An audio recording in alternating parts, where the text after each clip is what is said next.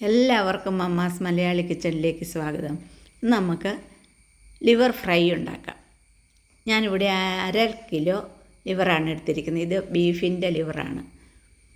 അത് നന്നായിട്ട് ഒരു 8-10 പ്രാവശ്യം കഴുകി വൃത്തിയാക്കി എടുത്ത് വെച്ചതാണ് ഞാനിത്. അതിലേക്കിനി ഒരു 1/4 സ്പൂണ് മഞ്ഞൾപ്പൊടി, 1/2 സ്പൂണ് മുളക് പൊടി, ഒരു 3/4 സ്പൂണ് കുരുമുളക് പൊടി,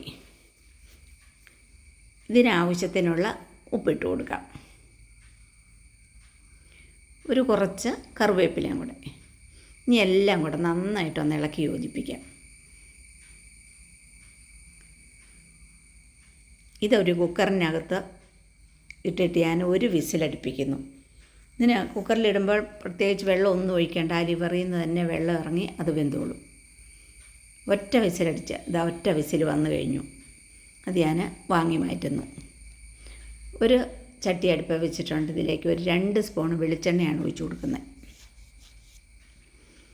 എണ്ണ ഒന്ന് ചൂടായി വന്നു കഴിഞ്ഞപ്പോൾ ഇതാ ഒരു കഷ്ണം ഇഞ്ചി നീളത്തിലരിഞ്ഞത്, ഒരു 5-8 വെളുത്തുള്ളിയാണ്. അത് ചെറിയ വെളുത്തുള്ളി ആയതുകൊണ്ടാണ് എടുത്തത്. അതും ഞാൻ അരിഞ്ഞതിട്ടത് കൊടുത്തു. കുറച്ച് കറിവേപ്പിലയും കൂടെ ഇട്ട് ഒന്ന് പച്ചമണം മാറുന്ന വരെ ഒന്ന് ഇളക്കി കൊടുക്കാം.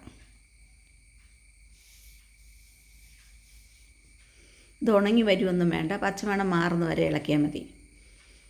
ഇനി ഇതിലേക്ക് ചെറിയ ഉള്ളി, ഒരു 10 ചെറിയ ഉള്ളി ഞാൻ 2ആയിട്ട് അരിഞ്ഞു വെച്ചിട്ടുണ്ട്. അതാണ് ഇനി ഇട്ട് കൊടുക്കുന്നത്.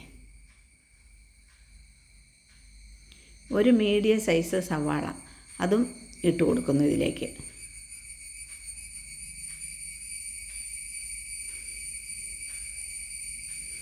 ഇനി എല്ലാം കൂടെ നന്നായിട്ടൊന്ന് വഴറ്റിയെടുക്കാം. ഇതിൻ്റെ കളറൊക്കെ മാറി ഒരു ബ്രൗൺ കളറാകുന്ന വരെ ഇതൊന്ന് വഴറ്റി കൊടുക്കാം. ഒരു ലേശം ഉപ്പും കൂടെ ഇട്ട് കൊടുക്കുന്നു.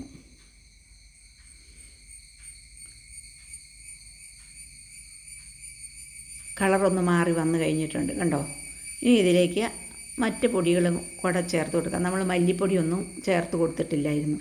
1 സ്പൂൺ മല്ലിപ്പൊടി ഇട്ട് കൊടുക്കുന്നു, 1/2 സ്പൂൺ മുളക് പൊടിയും കൂടെ. ഒന്ന് ഇളക്കിയതിന് ശേഷം ഗരം മസാല ഇട്ടിട്ടില്ലായിരുന്നു, ഒരു 3/4 സ്പൂണ് ഗരം മസാലയും കൂടി ഇടുന്നു.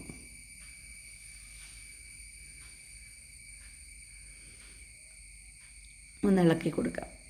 ഇനി 1/2 സ്പൂണ് കുരുമുളക് പൊടിയും കൂടെ. കുരുമുളക് പൊടിയാണ് ലിവറിന് ഏറ്റവും മുമ്പിൽ നിൽക്കേണ്ടത്. ഇതെല്ലാം കൂടെ പൊടികളുടെ കളറൊന്ന് മാറി വന്നതിന് ശേഷം ഇത് കണ്ടോ ഒരു ബ്രൗൺ കളറായതിന് ശേഷമാണ് നമ്മൾ വേവിച്ച് വെച്ചിരിക്കുന്ന ലിവർ ഇട്ട് കൊടുക്കുന്നു. കണ്ടോ, ഒട്ടും വെള്ളം ഒഴിക്കാതെയാണ് ഇത് നമ്മൾ കുക്കർ വേവിച്ചത്. പക്ഷേ വെന്ത് കഴിയുമ്പോൾ കുറച്ച് വെള്ളമായില്ലേ, ഇനി ഈ വെള്ളത്തിൽ കിടന്ന് തന്നെ ഇത് ബാക്കിയും കൂടെ വെന്തോളും.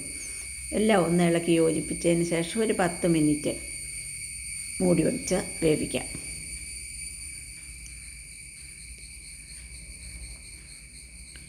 പത്ത് മിനിറ്റ് കഴിഞ്ഞപ്പോഴൊന്ന് നോക്കാം. കണ്ടോ, വെള്ളമെല്ലാം വറ്റി നല്ല ഗ്രേവിയോടുകൂടി ഇരിക്കുന്നു. ഇനി ഇത് ഇളക്കിക്കൊണ്ടിരിക്കണമെങ്കിൽ മാത്രമാണ് ഇത് നല്ല ഫ്രൈ ആയി വരുള്ളൂ.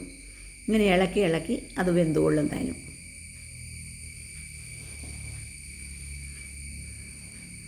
നല്ല സുന്ദരമായ കറിയാണ് ഇങ്ങനെ ഉണ്ടാക്കിയാൽ. കണ്ടോ, ഇപ്പം ഇളക്കി അതിൻ്റെ വെള്ളമെല്ലാം വറ്റി വന്നിട്ടുണ്ട്. നല്ല ഫ്രൈ ആയി കഴിഞ്ഞ് ഇങ്ങനെ ഇളക്കി കൊടുത്തുകൊണ്ടിരുന്നാലാണ് ആ ഗ്രേവി എല്ലാ കഷ്ണത്തെ നന്നായിട്ടും പൊതിഞ്ഞു പിടിച്ച് വരുള്ളൂ. അതിനാണ് നമ്മളിങ്ങനെ ഇളക്കി കൊടുത്തുകൊണ്ടിരിക്കുന്നത്. ഇപ്പോൾ ആയി കഴിഞ്ഞിട്ടുണ്ട്. ഇനി ലാസ്റ്റ് ഇതിലേക്ക് ഞാൻ കുറച്ച് കറിവേപ്പില ഇടുന്നു, ഒരു 2 പച്ചമുളക് അരിഞ്ഞത് അതും കൂടെ ഇട്ട് കൊടുക്കാം. ഒന്ന് ഇളക്കാം. കണ്ടോ, ഇപ്പം നന്നായിട്ടും ഫ്രൈ ആയിട്ടുണ്ട്. ഇനി ഒരു മുറി നാരങ്ങയുടെ നീരും കൂടെ ഒഴിച്ചു കൊടുക്കുന്നു.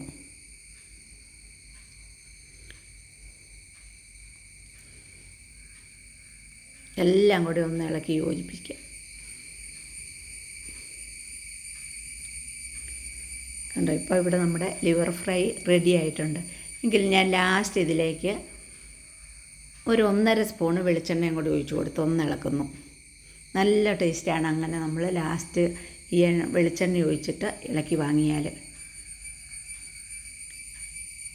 കണ്ട, അങ്ങ് നല്ല ടേസ്റ്റോട് കൂടിയ ലിവർ ഫ്രൈ ഇവിടെ റെഡി ആയിട്ടുണ്ട്. ഇതെന്തിൻ്റെ കൂടെ വേണേലും നമുക്ക് കഴിക്കാം, വെറുതെ വേണേലും കഴിക്കാം. കണ്ടോ, നല്ല ലിവർ ഫ്രൈ. നിങ്ങളെൻ്റെ വീഡിയോ കണ്ടിട്ട് ലൈക്ക് ചെയ്യാനും ഷെയർ ചെയ്യാനും കമൻറ്റ് ചെയ്യാനും ഒന്നും മറക്കരുത്. പുതിയതായി കാണുന്നവർ ഒന്ന് സബ്സ്ക്രൈബ് ചെയ്യുകയും കൂടെ ചെയ്യണേ. വീണ്ടും പുതിയ വീഡിയോ ആയിട്ട് നമുക്ക് കാണാം. Thank you.